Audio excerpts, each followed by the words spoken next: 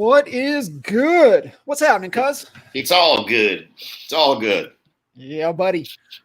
Glad the back's better. We were just talking about that before hitting live here. Crazy. You know, a lot of different recommendations, a lot of different therapies and things of that nature. And basically went and got a book on called Foundations, I think is what it is.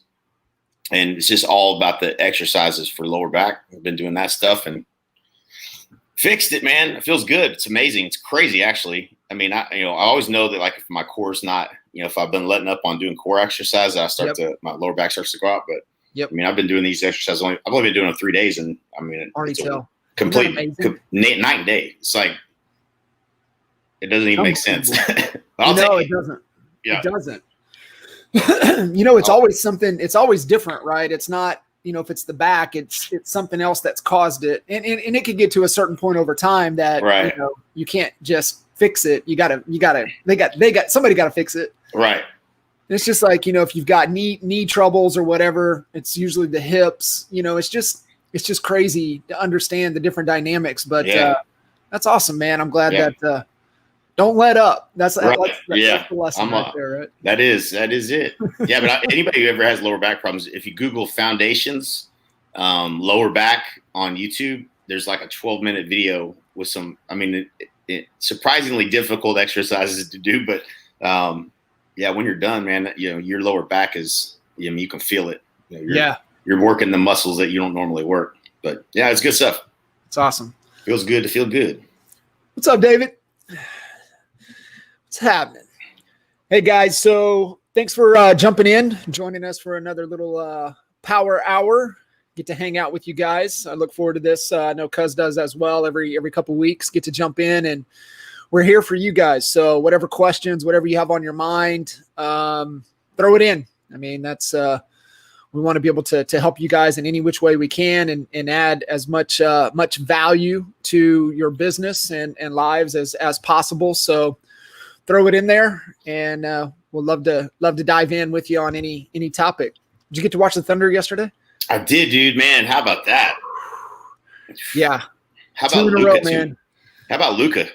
You see Luka go off? Went off. Unbelievable, dude. What great basketball we've been getting to watch. And then, then you got what's his name? Jamal Murray and the Nuggets drops 50, and Donovan Mitchell drops 50. I mean, so great basketball. I'm grateful for that. You just had a feeling too with Mamba Day, LeBron was going to go off last night. Yeah, he did, man. Yeah, he did. Yeah, you could see it in his face, man. He was focused. Yeah. It's you think about that, right? You've been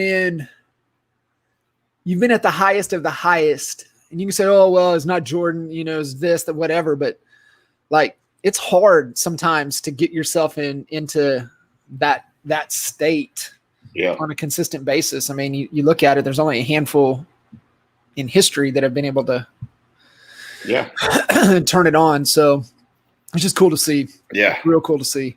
But yeah, CP3 has been clutch mission.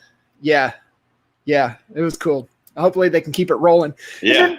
Freaking Russ talking trash like he always does to Steven Adams. And I was laughing. I was like, Steven Adams would pick him up and throw him around like a little rag doll. Right. They're good friends. So I'm sure they had a good rib in the back about it. So what's happening? So David, trying to be like Tarek, how do I get a gig on HGTV? Good question. I don't know how you get the full gig, but you can get picked up. Gaydosh got picked up. We've had a few folks get picked up on episodes. There's some stuff you guys can do. They want compelling. They want drama. Yeah. Yeah. I don't know. Crazy. So what's up? What's been going on? How's I know your focus, agent attraction, adding a ton of value. Yeah. And then also I know main focus right now, helping agents get productive.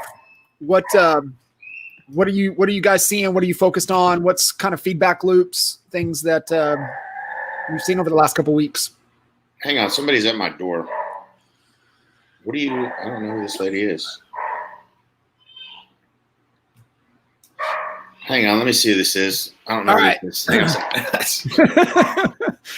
You gotta love live. Good stuff. How do I get published in magazines in that celebrity status? Man, David, so I'll tell you, man, I'll give you a little, you got to contribute. You got to contribute and add value. There's ways to subscribe value and stories to the news and publication outlets that you can submit, and they can pick you up. And so there's some things there that you've got to be willing to do. It's no different than, Stuman. It's no different than what Stuman did, right? He just consistently contributed and add value to these publications. Haro, that's it. Holly just put it in there. HARO. Subscribe there. Help a reporter out. Yep. Help a reporter out. And you can subscribe, and they send you a link morning, midday, and afternoon. And you just go in there and you click on things that you can contribute and add value and see if you can get your story picked up. That's just a little nugget. Yep. And so help a reporter out. So Holly put the link in there for you. That's where you start. You start by contributing and adding value. And then over time, consistently being able to get picked up. I mean, that's it. I mean, that's the game. That is the game. Thank you, Holly. So putting that in there. Y'all want a drama now, JS strangers. Yeah, right. Yeah, it was Riggs's. It's Riggs's kindergarten teacher. She came by yesterday, as part of their process or whatever they're doing, and then she forgot to bring his birthday card, so that was what she was dropping off. I didn't recognize her with the mask on. Nice. Obviously. Tomorrow his birthday or today? Tomorrow. Yep. God, 7 years old. 7? Holy smokes. Yep. Yeah, that's right. Zany's 9. So yeah. Yep. Crazy, isn't it? That's so crazy. So where were we? You asked me a question. Yeah, what's kind of been going on? I know, just everybody kind of tuning in, maybe this is the first time we're jumping in, but obviously agent attraction focus, but sure. Jay's doubled down on helping agents get productive. So we've been doing some things, and so I just love every 2 weeks on the Power Hour. We've been trying to keep you guys updated on what's going on, what's working. So, guys, any update for us? Yeah. So I mean the focus is definitely on agent productivity. So anything that we can do that's going to get agents into production. The reason why that's the focus is coming up on our 30-year DXP. This month was there's 3,600. There's 3,692, almost 3,700 agents in the group in my downline, and then I'm still at productivity wise FLQA frontline qualified 39, which means I'm leaving money on the table. So and then unfortunately it's a lot of money. The math this month was in excess of $140,000 in my 7th level that I did not collect. So which is bananas in and of itself, right? Like it would have put me over. It's like so bananas because I know what your rev share was for this month. Right. Right. It's crazy. So it's cool, and this is why I love it. This is what I love about this company. Like, we've never been more focused on trying to solve the problem of getting an agent to produce quickly, right? Like if you think about it, me, Mike, and Al, all three under 40, all three leaving 6 figures on the table. It's a $300,000 a month problem. Now, how much? Who you betting on? You know what I'm saying? We're going to help agents get into production. We have to. It's just stupid. Like it's a silly thing to be a problem. We should be able to help these agents get into production. So that Attract ROI has been the platform we're using. I actually hired Braden to start working with people individually to help make sure that they get the ads running, help them with scripting and getting to the end zone of converting these leads. And we're finding that they are better quality leads. And we're finding that agents that are, it's just like anything else, right? Like, even when we had a team, and it was just a team and you're trying to get all your agents to produce, you got 1 or 2 that just don't make the calls, just don't put in the work.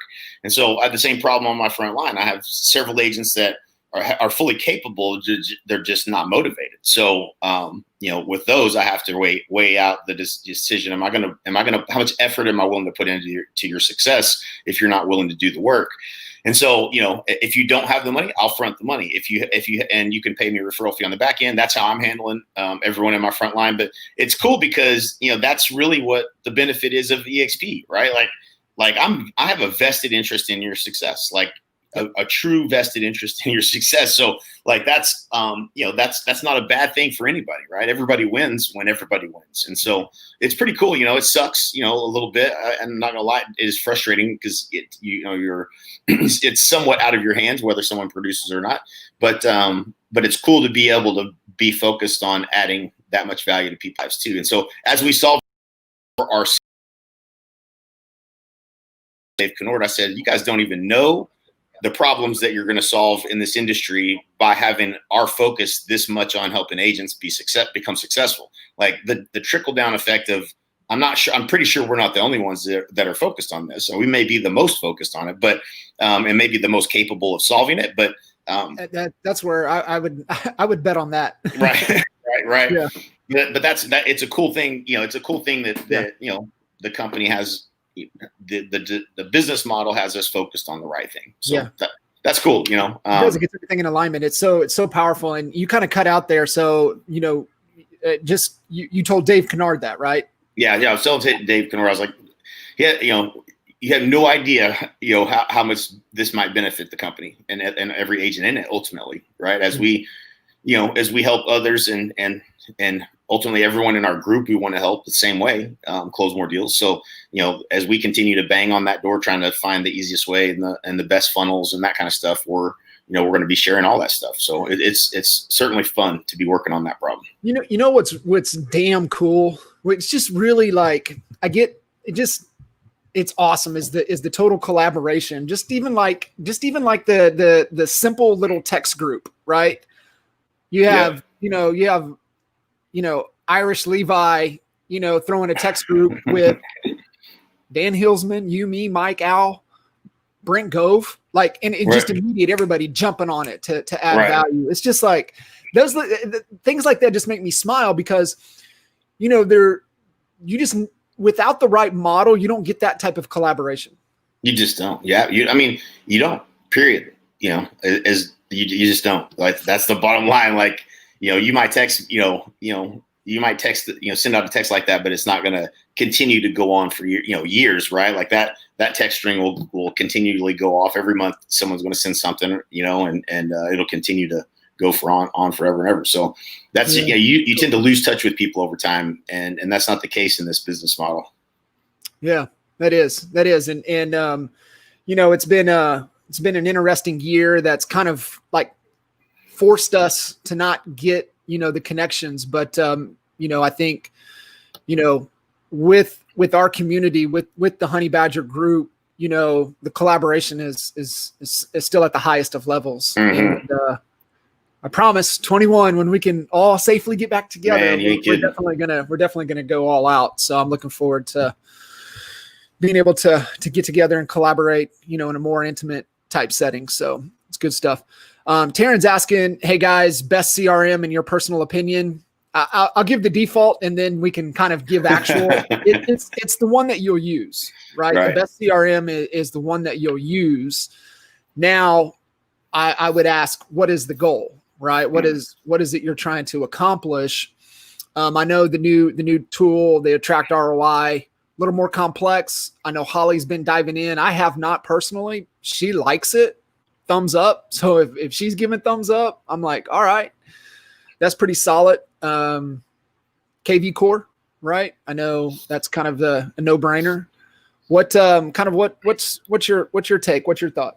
Man, it really comes down to like, your first answer is definitely the right answer because, there's not one that's perfect. That's everybody's going to be like, oh yeah, we all love this. There's going to be you survey 100 people and you're going to get a lot of different answers because certain functionality and how long people have been using it and things of that nature are going to come into play. And it's difficult to define like, the UI, the user interface, and whether you're going to like it or if someone else is going to like something better. And so that's why the answer is always, the one that you'll use, because, if you don't use it, they're all going to be plus or minus 10% of each other.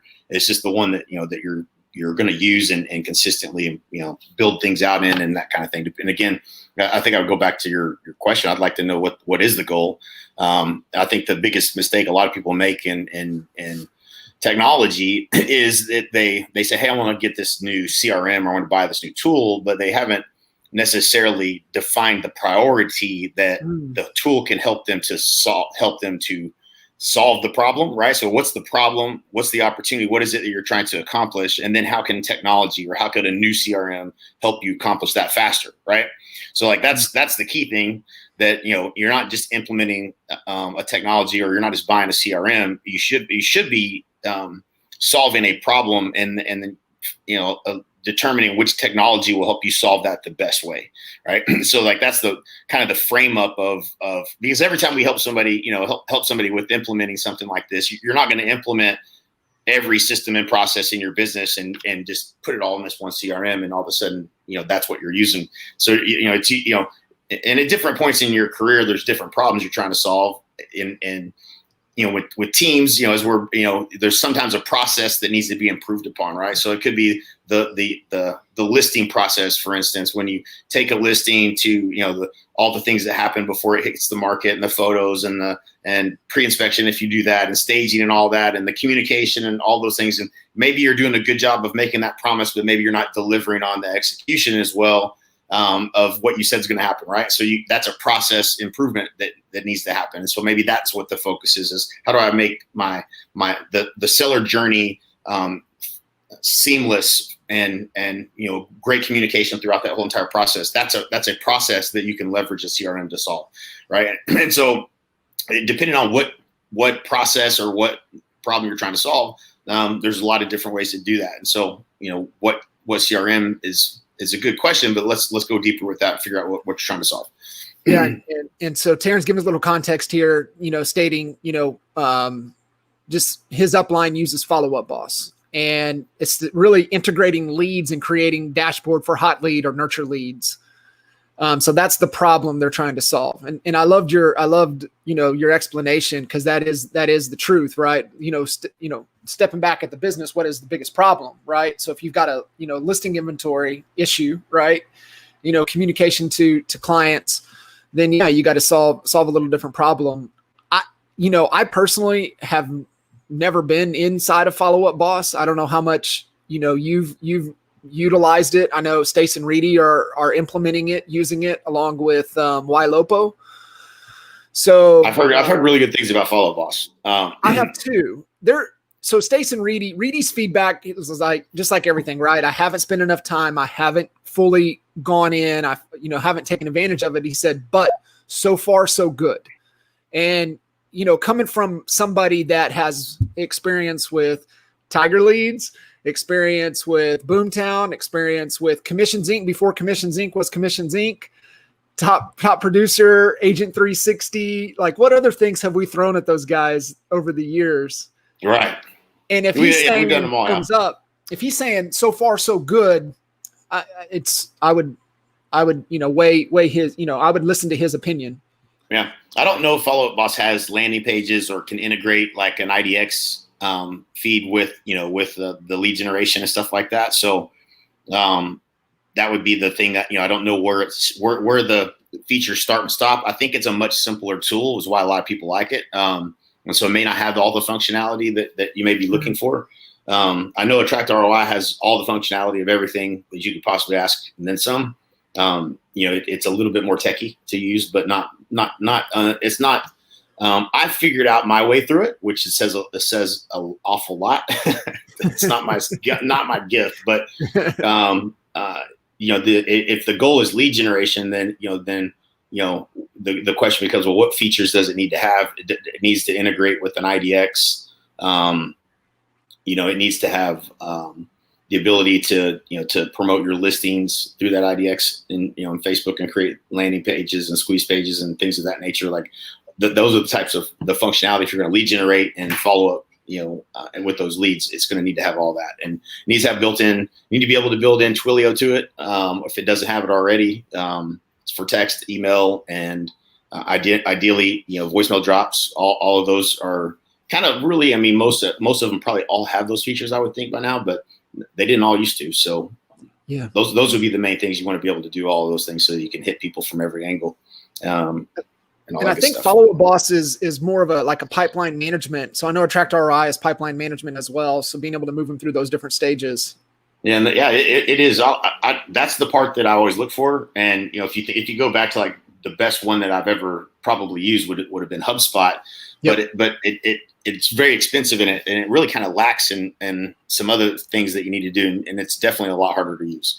But Attract ROI has that same feeling in pipeline. So like, when you're thinking of nurture and working hard and you build out your pipeline and all your automation and all the things that you want to trigger certain actions, that works pretty well. But I was on the phone with somebody the other day that was using KV Core the same way and getting great results using it too. So there's plenty of them out there. The pipeline management is probably going to all be a lot the same. I don't know if KV Core has all of the potential triggering factors that you can do in like an Attract ROI. You can set triggers for just about any action. It has a built-in calendar, which maybe not as important for everyone else as for me, but and being able to trigger off of certain events and things, somebody missing a call and triggering events after that. There's a lot of you can get as creative as you want within Attract ROI, but that's it's to each his own. KV, if you're EXP and you have KV Core, I would use that because it's free. I had a good we've got a private client right now, Mike Fowler, and Mike's kind of dabbled around and tried, and he's like, I think I'm just going to settle in with KV Core. I'm already paying for it. I understand it. I can make it work. I can get it to do the things that I need it to do. I can build funnels and do everything in there. So yeah, I mean, Taryn, if you don't like the feel of KV Core, you like the feel of Follow Up Boss, I think you're good either way. Just whatever you're going to feel comfortable jumping into every day and using. That would be the goal. Great questions. Good stuff.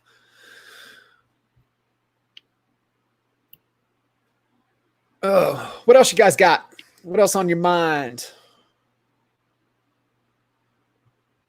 Think our Sooners are going to be able to get it going?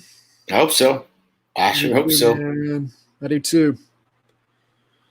I want to see the kid. I want to see the quarterback get after it. I know, man. I can't wait. I'm so excited that all the stuff that's been on TV the last 6 months it's finally we got fantasy football numbers and all that stuff starting to go, and man, I'm excited for some sports, man. Damn, I've been missing it. I'm excited to watch CD. Yeah, me too. They said that boy has been impressive. I bet. We got the luxury to watch him for several years, so we know how impressive he can be. So Taryn, cool. Pretty much generate all referrals in my hometown, but want to step it up a notch and dig into third-party leads. Yes, sir. You want some consistency, man. Referrals are the holy grail, but they're just not consistent. And depending upon markets, so like for example, Kyle and Dan are up in Rochester, right? So we've got it down to pretty much we know.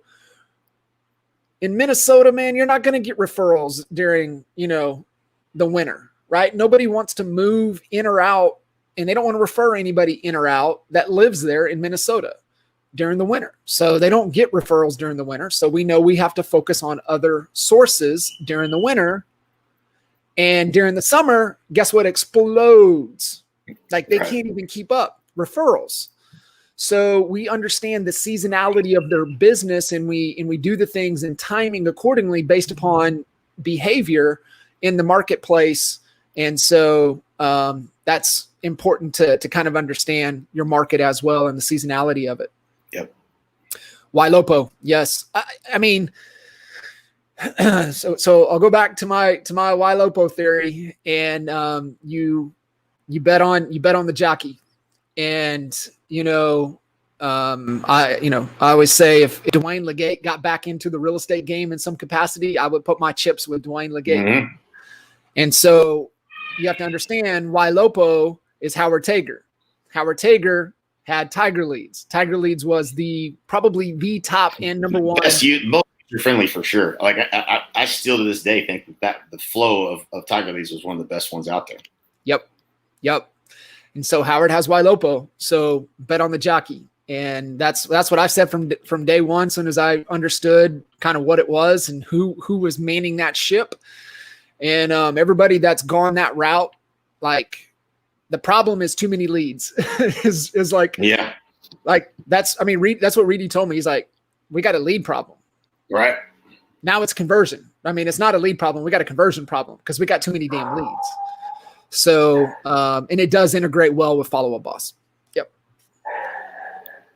And so Taryn, for you guys that don't know, Stace and Reedy are the guys that we sold the Lawton office to, Lawton, Oklahoma, our office to a couple years back. And I stay super connected with them on a high level. So yeah, that's the feedback. So when we say Stace and Reedy, that's who we're talking about. I got to remember, man, we got so many damn new honey badgers that don't know. Right. I looked at this morning. There's like 4,400 in the honey badger group. Giddy up. Amazing. Growing by the day. How many new did you have come in this month? 279 in the last 30 days. So let's see here. What is that? What does that put us at? So this is growth rate of the group, which is pretty damn fantastic if you ask me.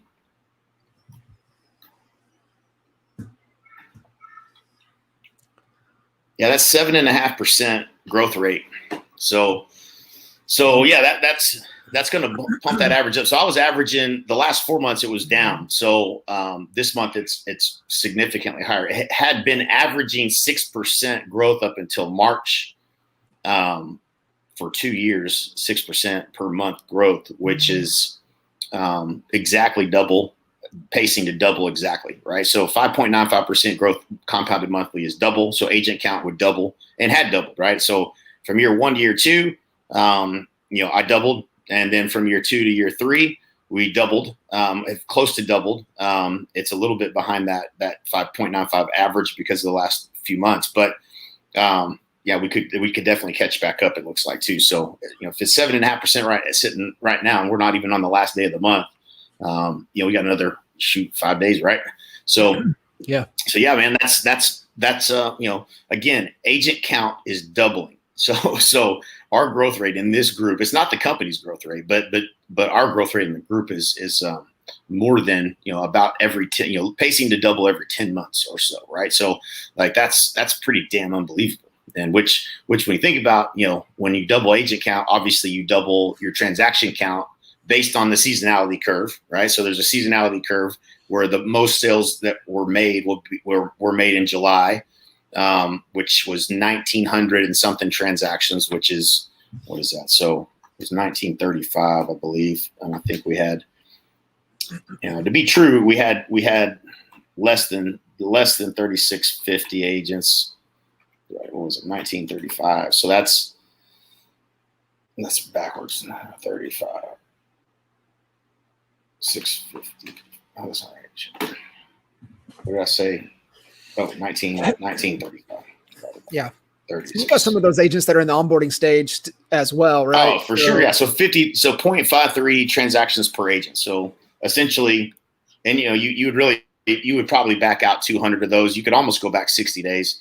You're probably not going to have agents close anything in the first 60 days. So you could really take 500 agents out of that and do that math again. But I've been doing it this way, and so I just keep it at that. So 0.53 transactions per agent is the highest. One of the highest numbers that I'll see probably this year.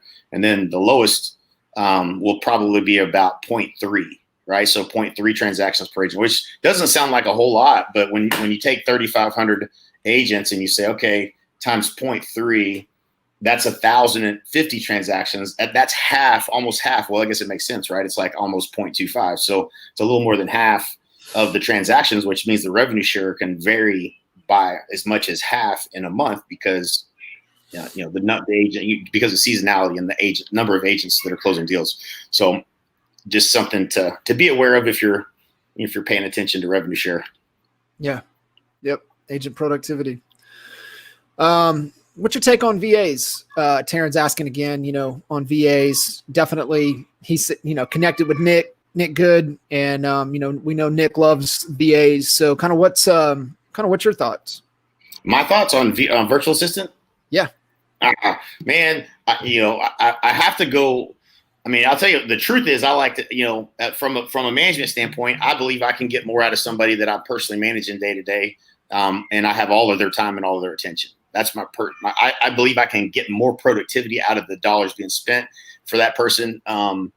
However, I have to say, we're in a company where the example of building multiple billion-dollar company with virtual, working from home, essentially, call it virtual. I mean, they don't have daily huddles where they get face-to-face every day. Right. So so can it be done? Absolutely. Historically, I don't like getting part of someone's time I feel like partial effort because I can't really, it's not easy to properly delegate and let them have ownership of something if they don't actually own it, right? Like responsibility, accountability.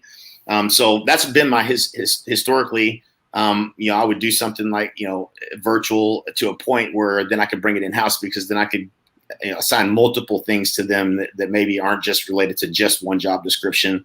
So I can usually get more things done with that person, getting things off of my plate, things of that nature. So yeah, it just depends on where you're at, what position it is, and what you're looking to accomplish. But I personally would rather have someone committed, fully committed. Yeah. The downside of that is if, as the market slows down, you can ebb and flow with, the seasonality of the market, with somebody that's virtual. That's the argument I think you could make against that. But I like to have somebody that's fully dedicated to me. That's for sure. And that's the main thing. I think you can when you're describing the job description and what's required and the clarity around roles and responsibilities, it's sometimes harder to get someone virtually that can deliver on all those things without being full-time, at least full-time with you. Maybe they can still be virtual, but being full-time with you.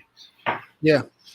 Yeah. I think you've got to nail a couple key principles, right? One, I think you've got to have a little more patience, and you nailed it, right? You get a higher output. I think you get a higher level of output than you do. But I think the key principle is that you've got to nail the agreement and what is that success metric and what's the deadline tied to it. And that has to be Yep. managed at the highest of levels. That's the key. And the rhythm. It's the rhythm. And you still have to have your daily. You need to have your daily huddle. Mm-hmm. You can do it via Zoom or get an office suite in Verbella. You don't have to have it in EXP World. You can get a Verbella team suite. Same feel. It's the exact same thing as the EXP World. And you can have your meetings in there in the avatar space. And a team Verbella suite is cheap. Like I'm talking $100 a month cheap. Yeah. To be able to have. So I would go that route. For sure. And then the number one bookend that you have to have every day is the end of day report. If you do not have an end of day report with your virtual people, then you're going to, it's the whole General McChrystal, right? Eyes on, hands off. If you know what's going on a daily basis and you can see those things, then you know that we're making progress. But without that rhythm, man, you're going to be spending a lot of time like, what the hell is going on? And it's going to take you off of what you need to focus on to move your business forward. So daily huddle, end of day reports, at least a weekly, daily Zoom connection. And then, look at something like a Verbella suite to where you can have meetings and in office, just things like that. So those are a couple key things. Nail the agreement and have it. Yeah. It works. You nailed it. The only thing I would add to that is have an onboarding process. Just treat them like you would anybody else that comes on board. So know what the roles and responsibilities are, and have that onboarding process so that they're getting indoctrinated as if they were there with you every single day. Yeah, I would vet them out too in the onboarding piece too, cause make sure that there's some core value alignment as well. Because if not, they'll frustrate the bejesus out of you. Especially from a growth standpoint. God dang. Yeah. They will drive you bananas for sure. What up, Nick Good? Nick Good, always up to no good. All right. Pat's hitting us with some stuff here. All right. Gentlemen, have a ton of quality leads, 6 to 12 months out that I have made a solid connection with, but want to ensure I don't lose them between now and when they're ready to pull the trigger. For a lead this far out, I am setting action items every 2 to 3 months. I find I struggle with what to say on these calls outside of the obvious planning of the referral seed. I end up saying something super general like, how are things? Main goal of those touches is obviously to just stay top of mind. Pat, I want you to think about this. So here's what we found. This was 2016 data from the call center at Kinder Reese when we had the brokerage in Dallas before we made the jump to EXP. What we found, and this is a $1.8 million lesson that we learned. $1.8 million to the company, not to the agent. This was $1.8 million company dollar lesson, is that everybody moves in a fourth of the time that they say they're going to make the move. So this was our nurture pipeline. Everybody that said they were going to make a move in the next 12 months. What the data told us is that they moved in 2.6 months. So when somebody says they're 6 to 12 months out, don't believe them. They are going to move a lot quicker. So you want to stay high touch. I would leverage and this is where we fumbled with our follow-up campaigns. Our follow-up campaigns were not as strong as we knew that they could have been. So what I would say to you guys is that if they're 6 to 12 months out, just know that they probably could be making a move in 2 to 3 months. And I would leverage the power of video, video touch to them. And I would hit them, what we always talk about, right? Because, jump on this is the force multiplier effect. I would leverage video. I would stay email communication. I would stay text. I would stay phone call. I would not let them slip through the cracks. And it's just stay top of mind. So, cause what else would you say? Layer in? Great. Yeah. So in that conversation, your goal is just to determine if the timing is still what they had said it was. So, when you're teeing up that call, when you're teeing them up for, hey, is it okay if I call, if I check in on with you in a few months and see how things are going? They'll say yes. And then that's what you're doing. You're calling to check in. Hey, just wanted to call and check in and see if your timeline to change or if we're still on track for, 9 months from now, or if anything has changed. They'll tell you, they'll communicate that. And they say, okay, well, that's great. Is there anything I can do, between now and then? Okay, fine. Then I'll check in with you. If you don't mind, I'll just check in another few months if that's okay. So you just keep that rhythm going. And that's the purpose of the call is to check in and make sure the timeline hasn't changed and there's not anything that you can do for them. Ooh. The other thing that I would add to that is if I'm going to put this as a hot lead for under 12 months that I believe is worth $5,000 to me, I'm going to send them a personalized note, and I'm going to send them a personalized gift. So you want to be capturing information about them, something that's more personal about them. I don't care if you creep their Facebook page or what, how you get that information. There's things you can get Hug Fields, if you want things, Hug Your Customer is a good book if you want to really get into this, but learn a little bit about them and what's important to them and send them something personalized. And that's it's reciprocity, right? And so what you don't want to happen is that somebody else follows up because they're in their drip system too and does a better job of solving their need, or they catch them at the right time in between your phone calls. You want them to feel, some obligation to do business with you.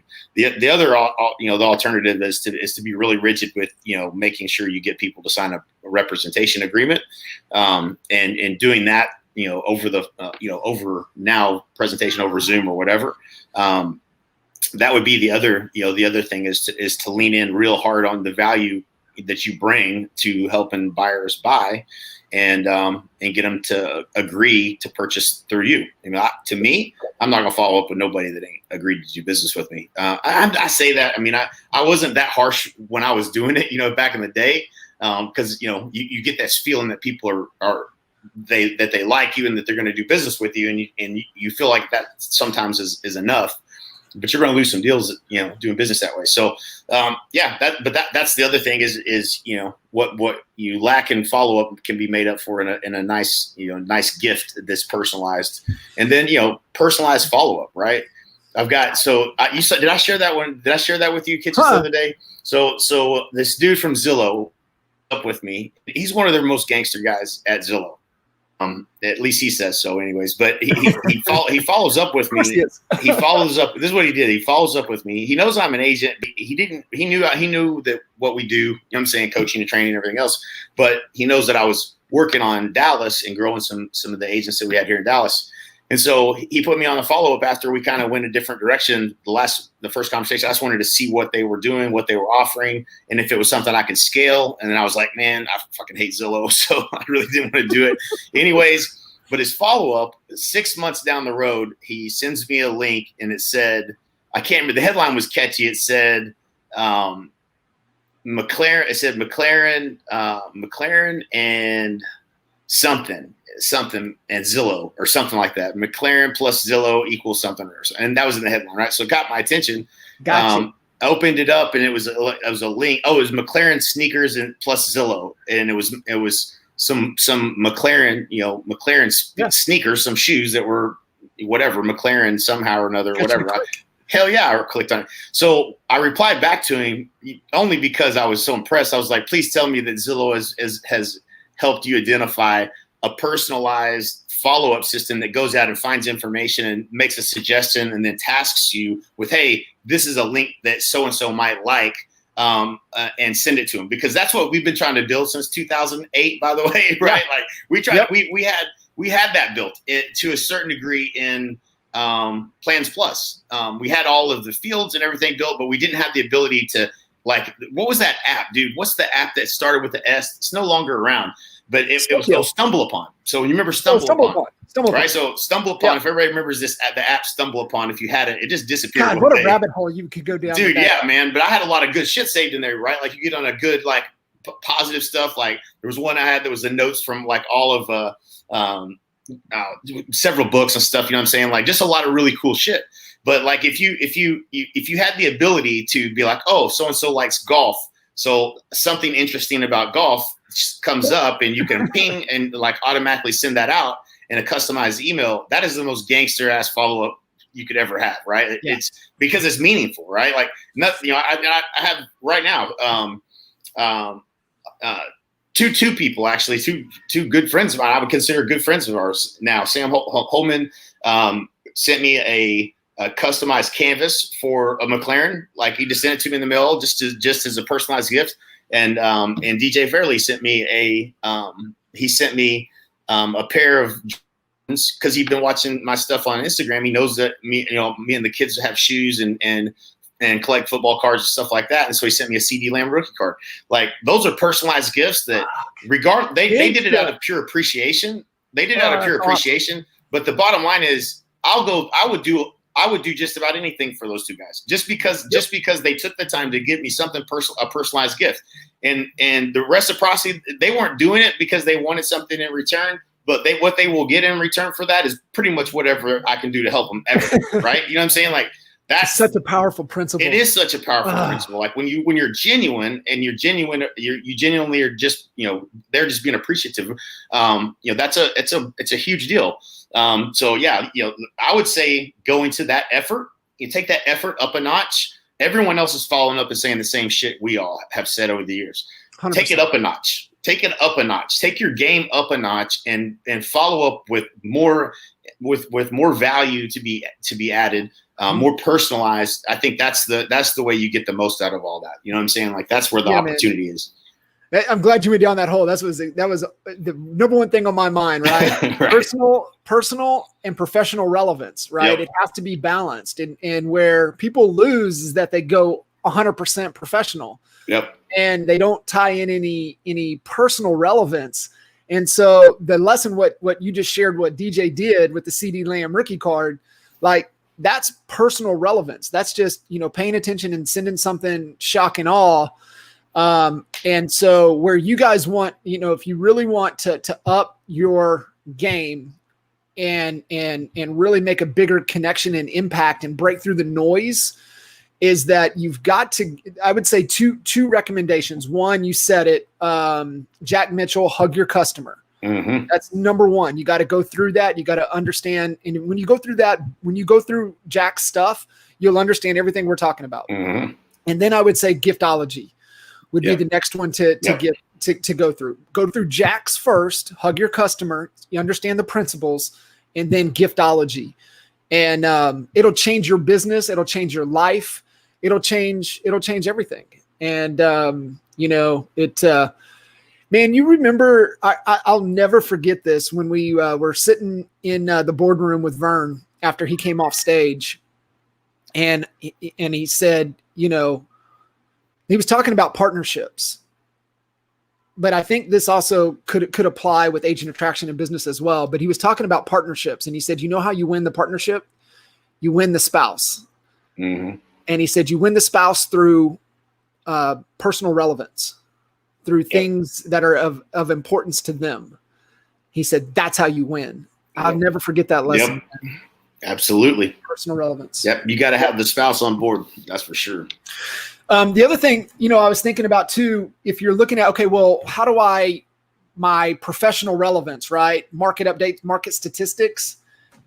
Guys, there's over 85 variables on this placemat of professional relevance that you could do quick 1-2 minute videos that could be part of the drip campaign. Mm-hmm. Talking about expert advice, asking questions, things that you guys need to be thinking about.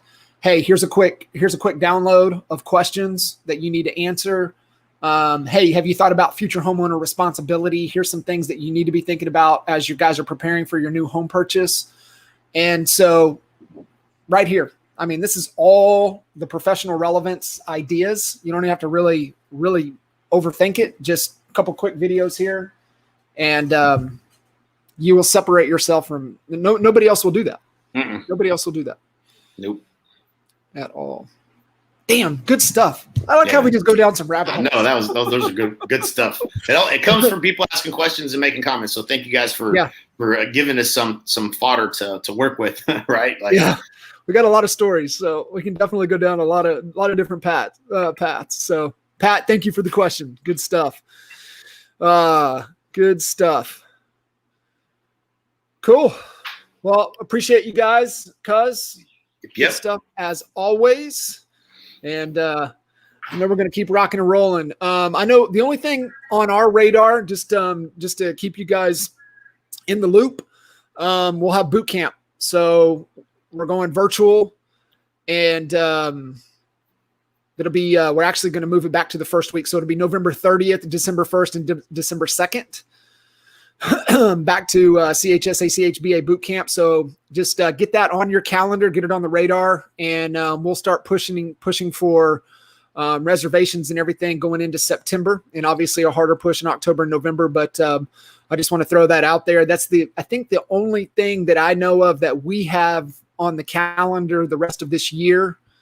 And we're going to start game planning for 21. I know we want to do 2 agent to CEOs and 2 more boot camps in 21. And I would love 2 or 3 masterminds. Yeah, baby. Me too. We're going to open this thing back up and start getting together. Yep, for sure. We appreciate you guys. If you guys have any questions or think anything, you know how to get a hold of us, message us, smoke signals. We don't just whatever. Get a hold of us, and we'll be here for you guys. Cuz, appreciate you. Yeah, Good man. stuff. Thanks, guys. Appreciate you, bro. Later.